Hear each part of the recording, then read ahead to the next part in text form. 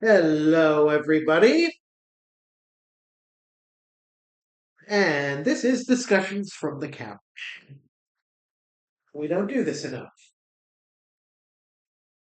No, we do not. Mm-mm. So, I want to start by addressing some of the biggest concerns involving the Switch 2.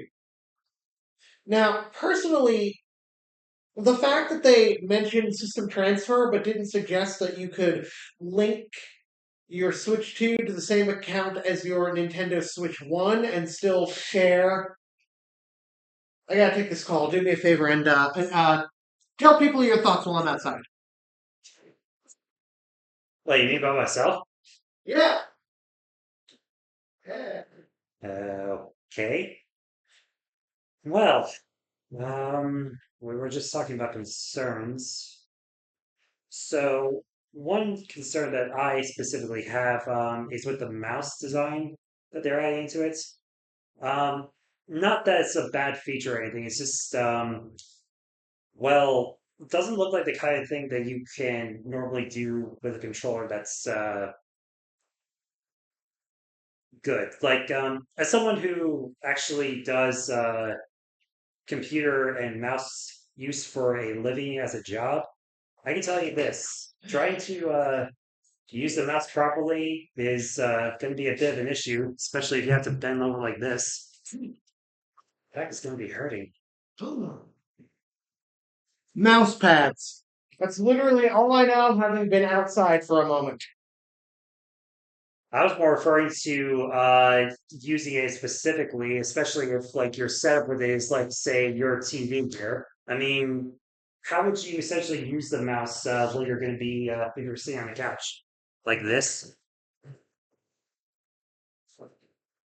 Yeah, but you're still going to have to be leaning forward when you're doing it. You were saying? Still not the best way to do it. How many fingers am I holding up? Hey, I'm just saying, and I only say this because of my job. Poor posture can really screw you over when it comes to using either a mouse or keyboard. In this You don't case, have to work in data entry to know that. yep.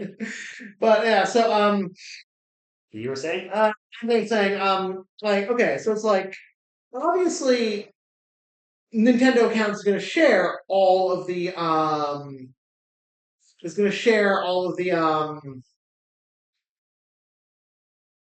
consoles. That's what I'm thinking of. And that's going to more or less, but yeah, it's like okay, it's like big reason why I feel that the Switch and the Switch 2 should be able to share console data, like game licenses, instead of doing a system transfer, is because batteries in the Joy Cons are shit. When my ex and I were together, I had had my Switch for about 2 years, and I had put a new pair of Joy Cons on the system after charging my OG pair that came with the console. And I put those onto the grip, and I brought them over to her place so we could play video games together. And they died. And when I spoke to Nintendo about it, they told me the reason they died was because the Joy Cons have a really weak battery.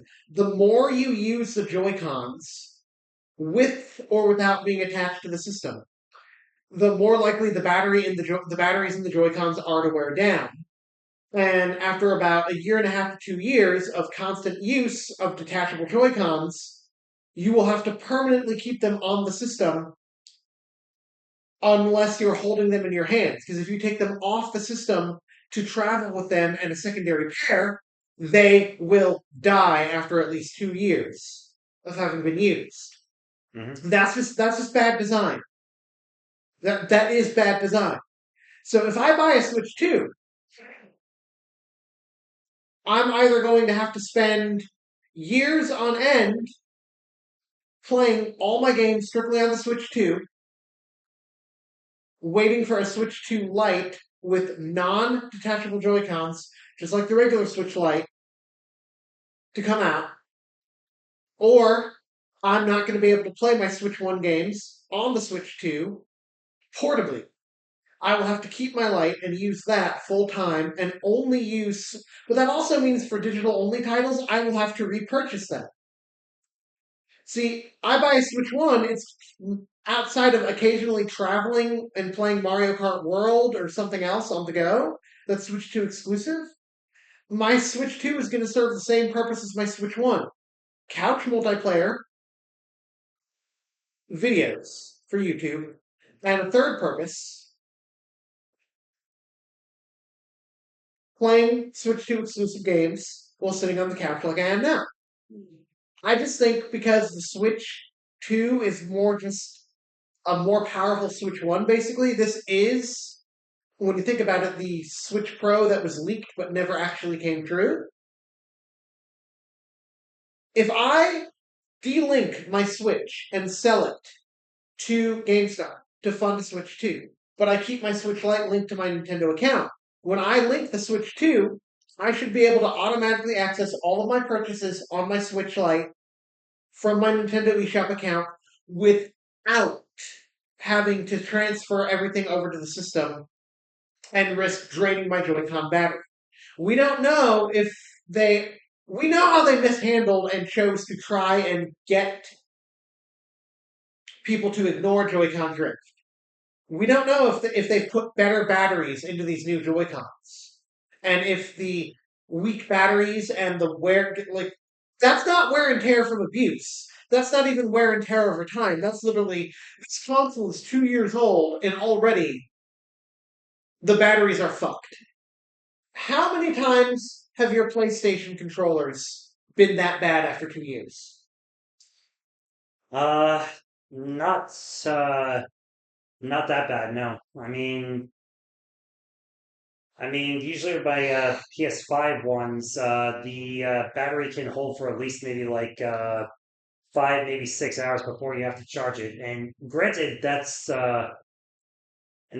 just an estimate. I'm talking about when they're not in use, like when they're powered off. Oh, when they're powered off, no, they don't lose the charge at all. The Joy Cons lose their charge when they're powered off. Oh, I know. After 2 years of using them. Oh, I know from experience. I So- once had Joy Cons that were off there for a while, and when I tried to boot it up, they were dead. So, as much as I love Nintendo and as much as I support them, they're not above criticism. And what I'm about to say is a fact. Joy-Cons not holding a charge after 2 years of use, that's not wear and tear. That is bad manufacturing. And Nintendo needs to. This is why Nintendo needs to kick me above to the curb.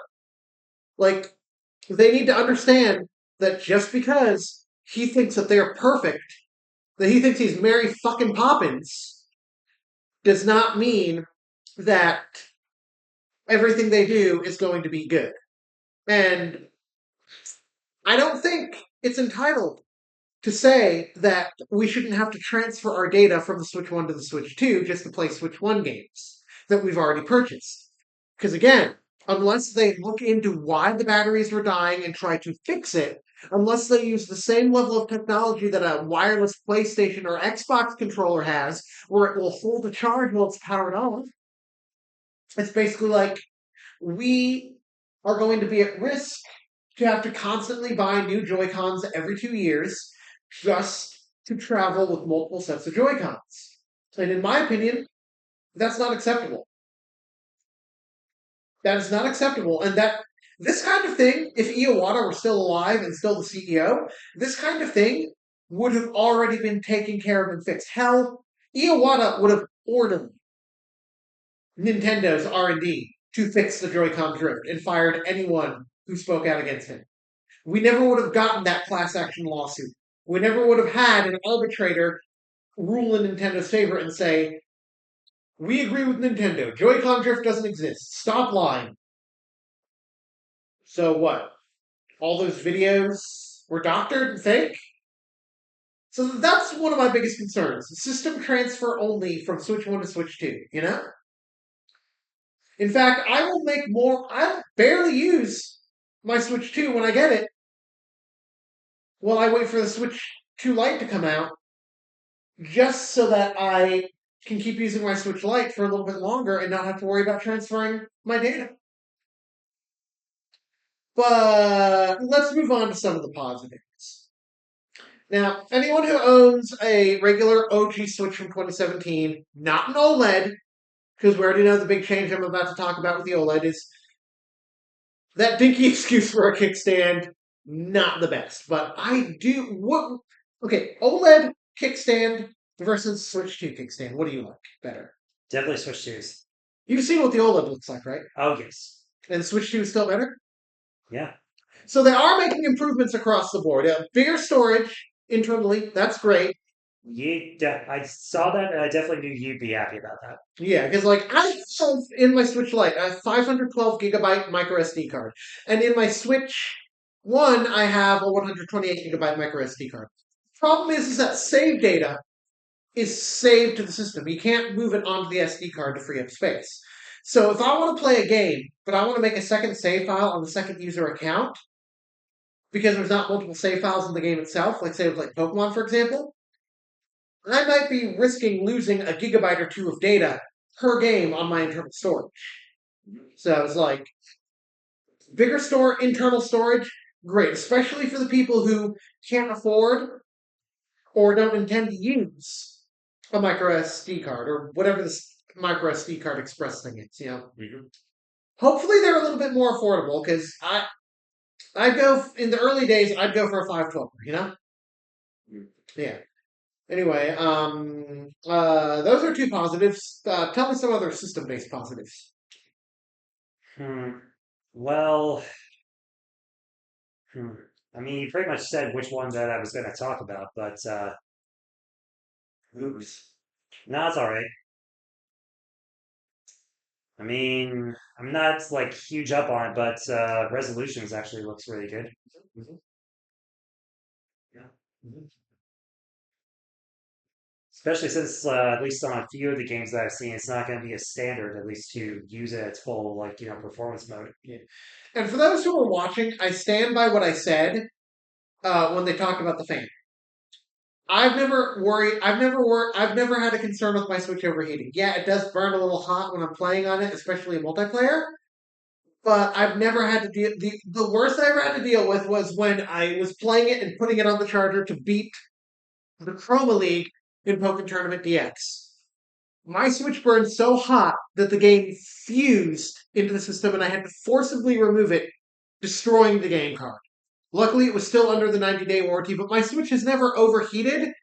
The fans inside the system have never broken, and the fans, the system has never had to deal with a shutdown due to overheat. So it does get warm, but I've been lucky enough not to have to worry about the Switch being powering off from an overheat. But ventilators always good. You never told me that it actually fused in there. This was 2017. Back when most of our hangouts were just whenever I was over at like Devin or James's. This happened. This happened before we started like collaborating YouTube and hanging out in the regular and playing D&D and going to cons together. Ah, I see. Yeah, this is early days of the Switch, like because I buy games at launch to ensure that I get the box, Mm. and in some cases to prevent scalpers from trying to sell me at a higher price. Mhm. And I'm going to give everyone a good piece of advice right now. No matter what your thoughts, even if you support Cartman's ideals, pre-order your Switch 2s. Scalpers are going to try to get their hands on pre-ordered copies. They did it with the PS5, and technically, well, I'm not. Well, a lawyer would be better suited to tell me whether what I'm about to say is true or not. That's theft. People paid upwards of $500 for a PS5, and scalpers stole it from them by figuring out how to bypass GameStop systems and take pre-ordered merchandise for themselves. They're going to try that again, and hopefully GameStop will fight back. But for people who don't pre-order, you're probably going to be paying upwards of several $1,000s for a Switch 2. I'm pretty sure Nintendo learned their lesson after the Wii U. The Switch was a hot commodity. Everybody loved it. And I'm pretty sure that with the improvements to the Switch 2, it's going to be scalper bait. So don't hate on pre-ordering. Get your system and make sure that you only pay the $450 price tag. If someone's trying to sell it to you for like 2,500, don't fucking do it. If you've got money and you want to throw it around like that, fine, but still pretty stupid. I'm blunt, but I'm fair. You're not wrong. And I mean, like, I was expecting a holiday release date because everybody want to get the new tech toys for the holidays. Yeah. I mean, Brent was born in September. He could get away with getting a Switch 2 as a birthday present for his family if he was born in June and get it at launch. Yeah. But he has to wait unless he's able to afford one of his own at launch. He's got to cross his fingers and hope it doesn't become scalper bait. Same with me, born in August. If my family were like, "Oh, you want to get a Switch 2 as an early birthday present?" Like, yeah. If you want to help me fund it, whatever's left over after I sell my Switch 1, but ain't no way I can use it as like a Christmas present in June. It's like it just makes more sense to me to release it in November, right around the holiday season, when everyone's going to be saying they want to get a Switch 2 for Christmas. Yeah. Logically, it makes more sense. Yeah, I genuinely was surprised that they weren't going for that. Yeah, I was pleasantly surprised, but also slightly confused. Yeah. Yeah. I mean, summer's just around the corner, and honestly, after what I saw in that direct, I am hyped and ready. But at the same time, I'm just like, are you sure you want to? Are you sure that your attempts to deter scalpers are going to succeed?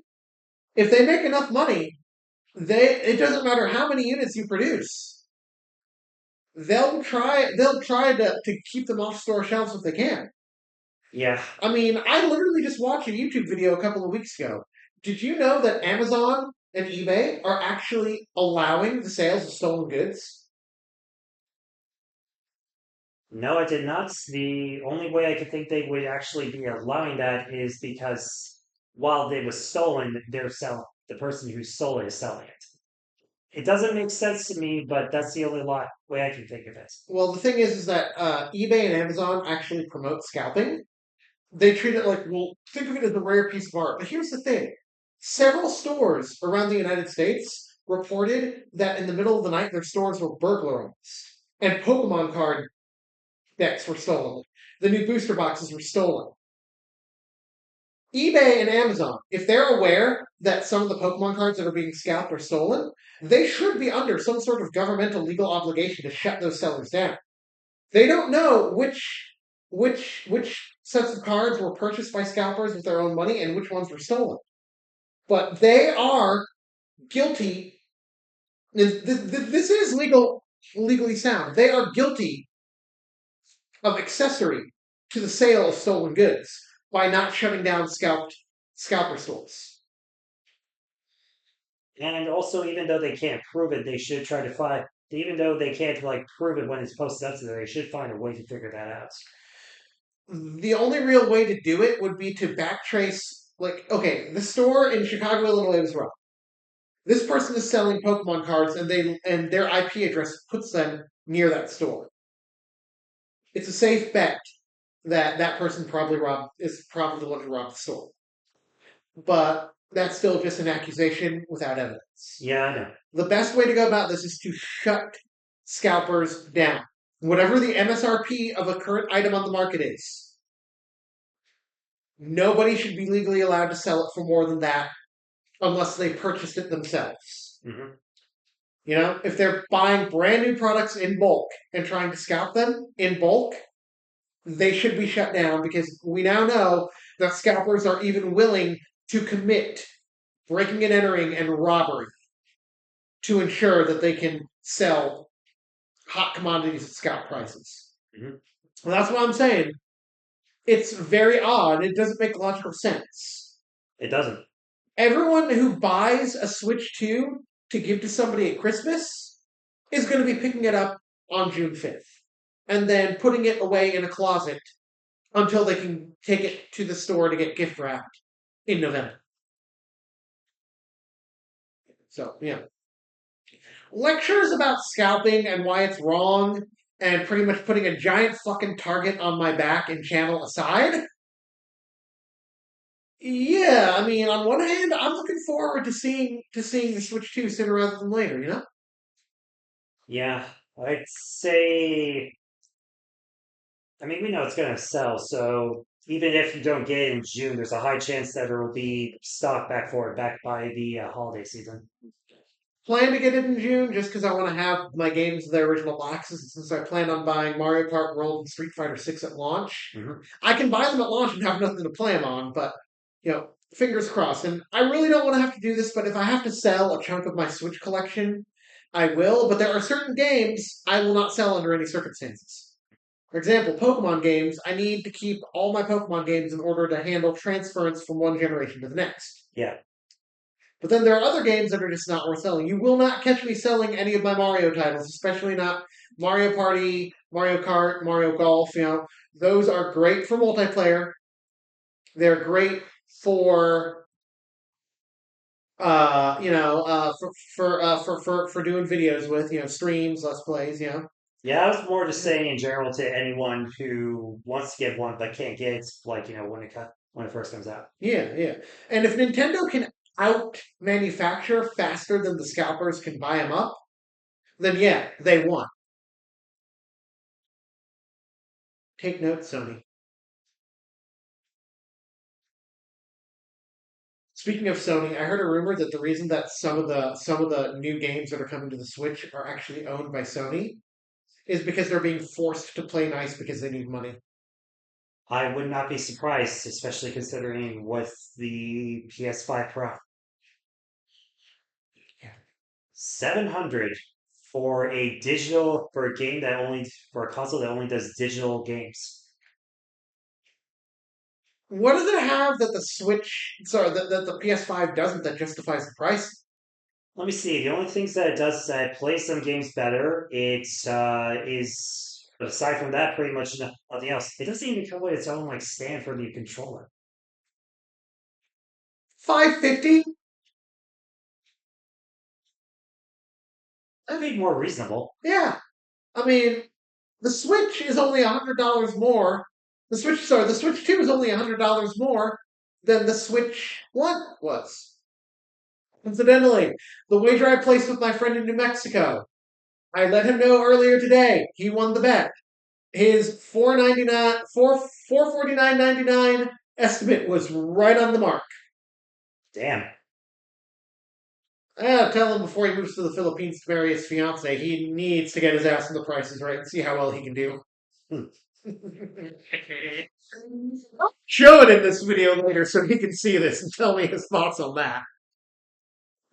Anyway, yeah, I mean, the mouse action is cool. And now that we know what the C button does, I only have one thing to say, like I said this morning, about Game Chat.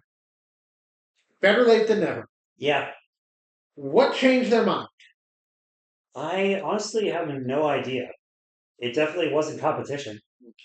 I will say this. I don't plan on getting a Switch 2 camera at launch, but assuming my Logitech is a USB-C, and I can actually plug it in to the Switch, and it doesn't need to be a Nintendo branded camera, I don't even need to buy one. Well, here's hoping, but you never know. Yeah. I mean, I'm thinking about doing the Jamboree upgrade. Let's talk about Jamboree a second, because that'll be a good segue into games. Yeah, sure. Tell me Carnival Coaster did not give you River Survival vibes. It did. Yeah. I don't really care about the Bowser Live stuff, because that's more like it's like Connect territory. Yeah. And like I said, especially when it comes to light-based systems with no detachable Joy-Cons motion control, continuing the motion control fad needs to stop. It carried the Wii, but more people were interested in the Switch Lite than a Switch simply because Joy-Con drift was more prevalent in Joy-Cons than the actual lights, so it was a very small number of lights to my knowledge that actually drifted. Mhm. And that just is Super Mario Party. They lost money. They made money, but they lost money because Switch Lite owners couldn't buy the game.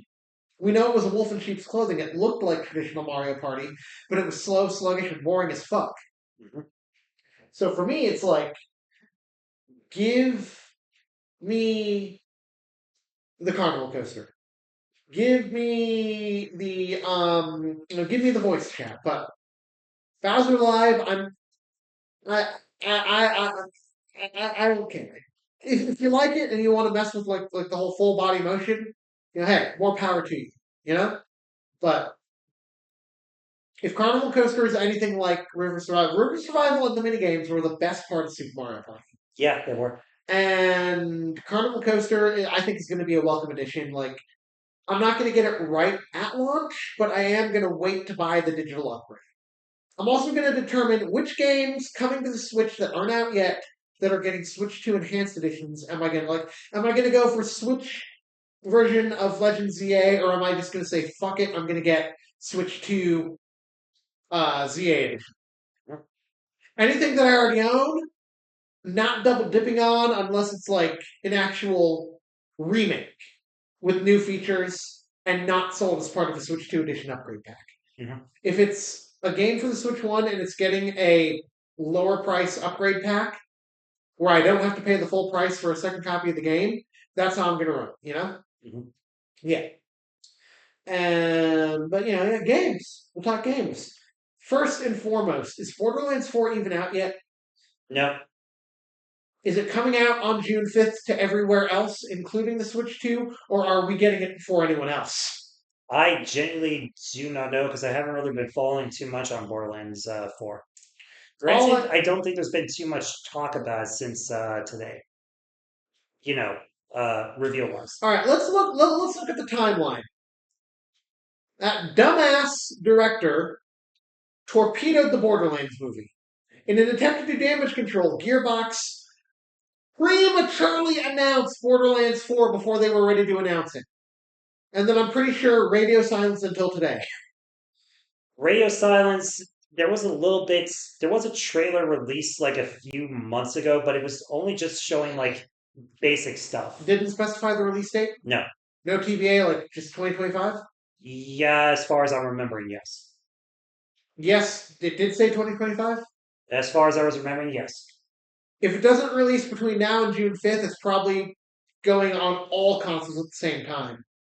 Because Borderlands was always meant to be a more powerful system game first, like PC, PlayStation, Xbox, and meant to be ported to a Nintendo console after the fact. So if Nintendo Switch 2 is getting Borderlands before everyone else, they're probably simultaneously working on both the main version for other consoles and the port that will run on the Switch.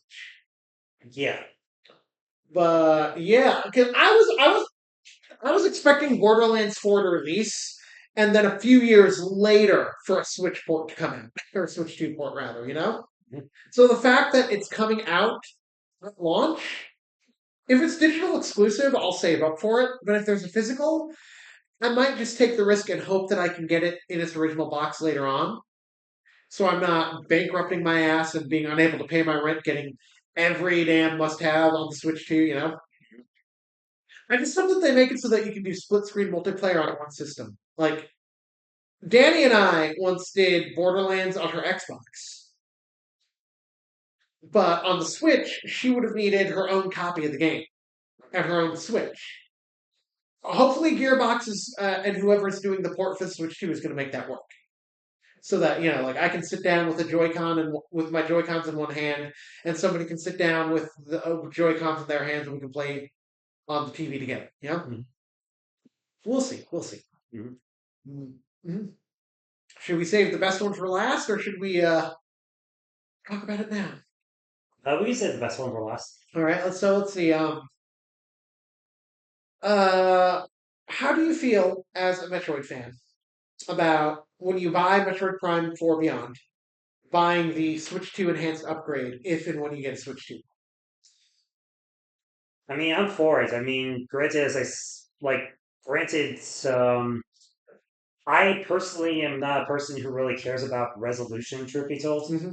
So, like, it doesn't need to reach the sort of graphics. So, honestly, I mean, if I get like solely for the Switch 2, like if I can get one like beforehand, then before it comes out, then that's the one I'll go with. If Well, it still has a release date of strictly 2025. They haven't given the official month and date yet. I know, So that's yeah, what I mean. yeah. But yeah, yeah. Let's see. I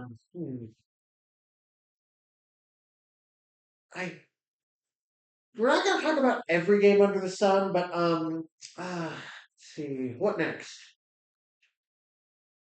Hmm. Excluding a certain including a certain title that opened the direct, excluding that, think of a few games that are worthy of discussing. Well, there was one I wasn't expecting. That Kirby Air Riders one. Haven't seen that since what, the GameCube? Yeah, Yeah. I saw it, I was like, oh, new Kirby game. Then I was like, wait a second. Black background, the warp star is flickering. Oh my god. And we all know Kirby was the star of Ultimate's story mode. So I was like, okay, it might be Kirby. It might be a new Kirby platformer. It might be a new Super Smash Bros. Game. mhm. Then it was like, oh, new Kirby platformer, riding on warp stars and bikes. And then it said Kirby Air Riders. I was like, holy shit, I did not expect that. I wasn't either. Yeah. I never played the original Kirby Air Riders, so I can't say whether it's good or bad. But if there's a demo, I'd give it a try and see if it was worth investing in for a racer. I never owned it, but I rented it. It was pretty good. Oh, that's good. That's good. Hopefully, it's not as bad as Sonic Riders on the GameCube was, where if you run out of fuel, you're fucked. I don't think it'll go through that sort of thing. No. Well, it didn't do that. It was more like Mario Kart with like warp zones, right? Yeah, pretty much. Yeah. Like, 'cause the only issue I had with Sonic Riders was like, well, A, the controls were a little wonky for me to handle, but the fact that you could run out of fuel, it's like, why? Why would you do that? In a racing game. If there was like pit stops, like on like a Formula One racing track, and it was just a matter of getting to the pit stops, but literally making it so that if you run out of fuel in the middle of the track, game over. I'm pretty sure they got rid of that in Zero Gravity on the Wii, but I could be wrong. If it's still under $20, I gotta invest in it and see if, how it compares to the GameCube. Yeah, I unfortunately don't know about that. Yeah, but Air Ride is it has all the traditional goodies for a racing game. Easy to control, fun to play, not having to worry about coming to a dead stop and getting a game over in the middle of a race. Yeah, why not? See what it has to offer. Yep. Yep. Honestly, I will say I was surprised to see that Elden Ring's actually coming to it. Is it the actual Elden Ring or is it like a sequel? No, it's the actual one. Huh. I mean, I haven't played Elden Ring, but I've seen enough of it, and it's good. And how about the Duskbloods? That one is that actually is a new game. I know, but I'm saying like, how often does From Software make a new game for a Nintendo console? Usually the games just get ported, right? Yeah, usually they're really on PlayStation, then released other ways. Yeah. It's like, is it going to be like a timed exclusive? Is it going to be a Switch 2 exclusive? Like, all I remember was that it said only for Nintendo Switch 2. Hmm. Yeah.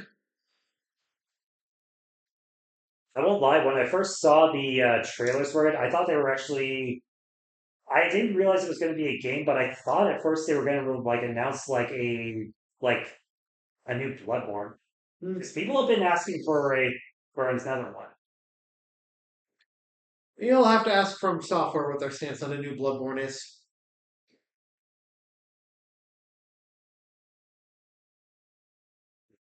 He don't have them on speed dial. I don't have it on speed dial. What do I look like to you? A guy wearing sunglasses indoors. On my head. Still. GameCube coming to Nintendo Switch Online is that is great. You know, That is very great. honestly, I'm not like I like the N64. I like the GameCube. My taste in the games on those systems are limited, so I don't know how much I would give into GameCube Online.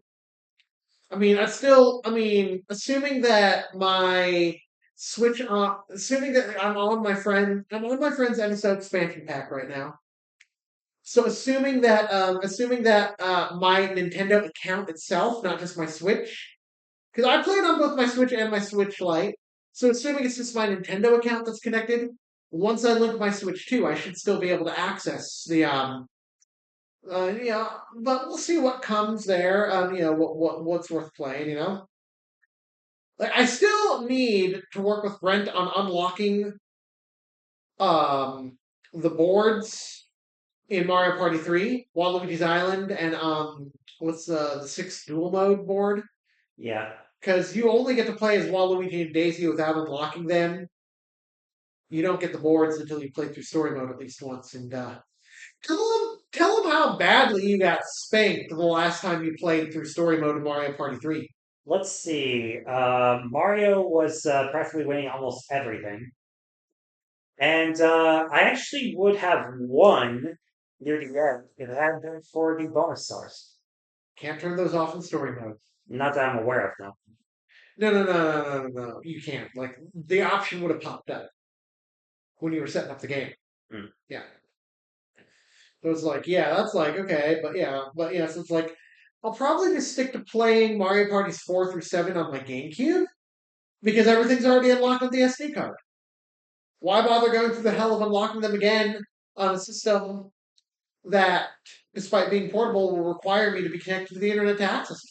Yeah, the only way I would see you doing that is if you were to do online stuff. Yeah, yeah. But then I'd still have to go through the hell of unlocking everything in 4 games. Yeah, I know. We'll see, but no promises. So yeah, I mean, well, I guess let's wrap it up with the big one: Yep. Mario Kart World. There is one other one that we can talk about after this. Oh, let's talk about that first. Well, I definitely wasn't expecting a Donkey Kong game. I thought it was like gonna be like maybe like a new Mario 3D platformer announced ahead of a release. Yeah, does look interesting. Could that be the top secret 3D game that Retro Software was allegedly working on? It could be. Because I remember for the longest time, for the past few years, hearing rumors about how Retro Studios was allegedly working on a 3D Donkey Kong platform. But Retro Studios name. Oh no, wait, that's right. Nintendo screwed Retro Studios up the ass by not crediting them for being the creators of Donkey Kong Country Returns when the HD port came out at the beginning of this year. So of course they wouldn't include Retro Studios if Retro Studios made Bonanza. Also, Donkey Kong Bonanza. You get it? Yeah, I get it. He wishes he didn't. I do. And he only has Nintendo to blame for this. Yes, I do. Joking about the fact that the name is a pun that drives him bonkers aside, it does look like a pretty interesting game. I do feel sorry for him getting crushed with a boulder at the end of the trailer, though. It's for the lulz. True. Oh, Hyrule Warriors. New Hyrule Warriors. Yes, I do know about that. The second I saw Koei Tecmo and the second I saw Zelda, I was like, this is a Hyrule Warriors game. And then it was a Hyrule Warriors game. Yep. And that's all I have to say about that. Yeah. Fun stuff, but I don't want to overdo it with too many Switch games at once, yeah? Hmm. Okay. Now we can talk about the one that we wanted to talk about. Daisy's back. It's a Mario Kart game. I'll give it a pass. Daisy's the best character ever. Okay, I know you are lying through your teeth. Okay, I'll get serious. So first and foremost, I think it's pretty awesome that you'll be able to like change costumes. Now, I don't know if it's like there's like that item like Mario ate that burger and then we saw like Mario and Peach changing costumes, or like if it's going to be more like Mario Kart 4 where there's multiple characters with multiple costumes, or if it's going to be like Yoshi and Shy Guy. A question for the crowd. Oh no, no, I have a idea once you're done talking to Gears. But either way, I think it's pretty cool that people have said, "Hey, next Mario Kart, we want alternate costumes for characters." Yeah, We're getting alternate costumes for characters. yeah. My theory on it is that it's going to be two ways. One, you can change it outside there, but on levels, there'll be something you can pick up that can shift that will change your current costume to the one that's based off that's related to that level. If it works. But yeah, and I am gonna say, like, I saw the list of confirmed characters: sidesteppers, pokies, snowmen, dolphins.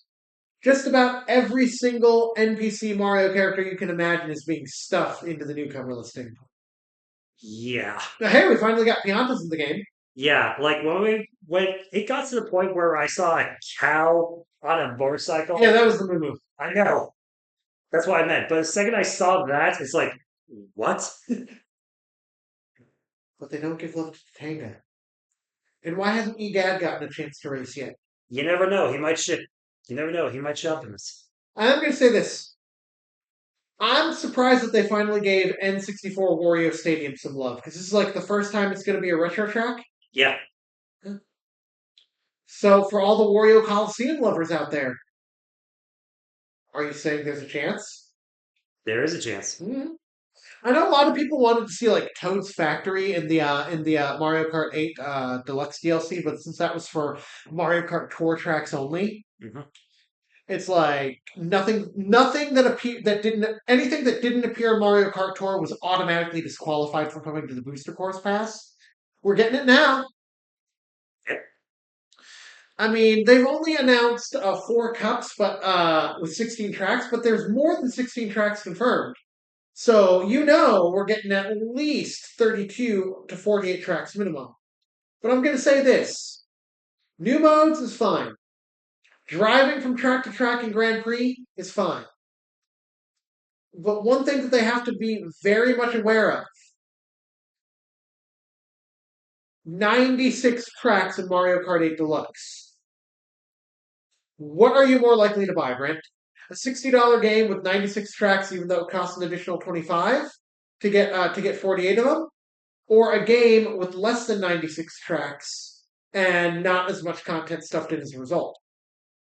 Definitely the former, but I will also say that that could probably change as the game goes on. Because They need to match or do more than what's in Mario Kart 8 Deluxe. Do you have something you'd like to share with the class about the game, Gizmo? The way she just yelled at me for talking about Mario Kart. Anyway, as I was saying, don't chew on that. Um, she's not chewing on it; she's claiming it as her own by rubbing it. yeah, she was chewing on it last night. Anyway, um, like less than 96 tracks, even if some of the tracks come as DLC. People, you can't just give somebody something so massive and then expect them to accept less. That's why I'm saying I'm not supporting the new Super Smash Bros. Game going forward unless they give me a good reason to buy it. Because they're making massive roster cuts, and instead of taking out a vast majority of the Pokemon and Fire Emblem characters and keeping all the other characters of the roster, they're going to take away Joker. They're going to take away Bayonetta. Like obviously this is not factual. I'm just giving examples. They gave us a massive roster. They need to expand on that and only take out, obviously not Mario characters because Mario's the bread and butter of Nintendo. Hmm. But they need to cut back on the available Fire Emblem characters and the available Pokemon characters. Otherwise, they have to give us the entire Smash Ultimate roster along with newcomers. You can't just give us a roster like Smash Ultimate post DLC and then cut that roster in half and expect it to be accepted. I do feel like at the very least, and this is me being an optimist, is that Mhm. both with both with World and also with when it does get announced the next Smash, is that it might probably start off with less, Mhm. but that's only just at launch, and they'll be adding more as it goes. Yeah, yeah. You have to give us the same or more. You know. The way that you should do it, however, Mhm. is when it's being shown through there, it doesn't have to be like in the video itself, but with news or certain things to be like saying like this is what's being released with now, but we do intend to add more content as it goes on. Yeah, and yeah, like I said, if if a smaller Smash roster with no plans for DLC is unacceptable for a new game, that standard should be held to the new Mario Kart. You know, Mhm. we need we need the content. Like Nintendo spoiled us, and now they're going to take our toys away, so to speak. You know, like so. Yeah, I mean, see, at the very least, 48 tracks at launch and 48 through DLC for World. You know, Mhm. I mean, and 20 like okay, knockout race. You saw Survival Racing Team Sonic Racing, right? Yeah. I hope Nintendo's ready for another lawsuit because Sega did it first. Joking aside, you cannot change my mind that knockout mode was not inspired by Team Sonic Racing's Survival Race. I definitely would agree with you. Yeah. And to be fair, Sega's been copying Nintendo's homework for so damn long now. It's only fair if Nintendo copies their homework. It was You know? bound to happen at some Yeah, point. yeah. I mean, I they didn't specify if battle mode was going to be back, but I hope it's more like the N64 GameCube era because Mhm. not fond of the participation trophy. Everybody gets to play until the time runs out in battle mode. You know, Mhm. especially because the computer is vicious in Mario Kart 8 Battle Mode. I never play Battle Mode unless it's with friends, and even then, I only want to play with up to 3 people in an elimination style mode anyway. Yeah. So it's like but knockout mode might also be a potential replacement for battle mode, Yeah. or we will get battle mode back. Hopefully, they'll make it a little bit more. I feel like racing mode needs to be for the casuals and the competitives, and battle mode needs to be for the competitives. None of this casual friendly stuff in battle mode. And that's coming from someone who sucks at competitive gaming. Mhm. But then so yeah, but it's like that world map though, and the fact that like the fact that they're mixing retro and nitro tracks into the main cups rather than having the nitro Grand Prix of 16 tracks and the retro Grand Prix with 16 cups, Mhm. so 16 tracks. Yeah. It's like if they give us 32 tracks at launch and plan to add more later, it's literally going to be a mix of 32 Nitro and Retros, and not in separate Grand Prix, which is part of the course of Mario Kart, but mixing up the cups that they're in is actually going to be pretty cool. So, Uh-huh. yeah. The one thing that I do have to put my foot down on, and it's just because not everybody enjoys the higher difficulties, and not everybody. People shouldn't be punished for playing casually or playing for fun. Do not make us unlock the characters, especially if we have to play on 100 or 150cc. Did we have to unlock characters back in 8? I forget. 8 on the Wii U, yes. Not in the Switch port. Using the coins to unlock cart parts is fine. Yeah. But give us all the characters available, or make it so that they all unlock. Make it so that there's only 16 to 32 unlockable characters, and they can all be unlocked by simply winning each cup in 50cc. Don't punish the casual gamers just for not having a competitive mindset. Casual gamers have the same right to game as competitive gamers. Mhm. And I will be heavily critical if if they do not let us have easy access to all the characters so we can play as our favorites right out the gate. Mhm. Mhm. Other than that, I'm very impressed with what I saw. Yeah. I was actually kind of hoping they would put an end to the is Mario Kart Tour the ninth installment or a spinoff? Because I've seen people arguing in YouTube comment sections like, well, Mario Kart 4 is Mario Kart 9. Nintendo never said whether it was the ninth installment or not. I was really hoping they would have referred to this as either the ninth or 10th installment, and if they said it was the 10th installment, everyone who said this is going to be the ninth Mario Kart installment, would have heard it straight from the horse's mouth, you know? Hmm. But it's technically not the ninth or 10th overall entry in the franchise if you count Mario Kart Home Circuit Live and the three arcade games. Hmm. It might be like the ninth and or 10th home console. Well, definitely wouldn't be the ninth or 10th home console for or home live. I can't talk. We have been talking for about 50 minutes. Point is, there's more than 10 Mario Kart games in existence as of Mario Kart World. Damn. Yeah. I would love to have seen them put an end to the is Mario Kart Tour the ninth or 10th game in this mainline game debate, you know? Hmm. Because until it's factually determined which is which, please, people, I'll leave you on this. Just respect each other's opinions. Hmm. Once Nintendo tells us what's what, then you can decide whether Nintendo's right or wrong to make that decision. Yep. But still, be kind to others if it turns out they were wrong. Hmm. And I'm looking forward to Mario Kart Worlds and Street Fighter 6 on June 5th. Yep. All right, we'll see you later. See you later, guys.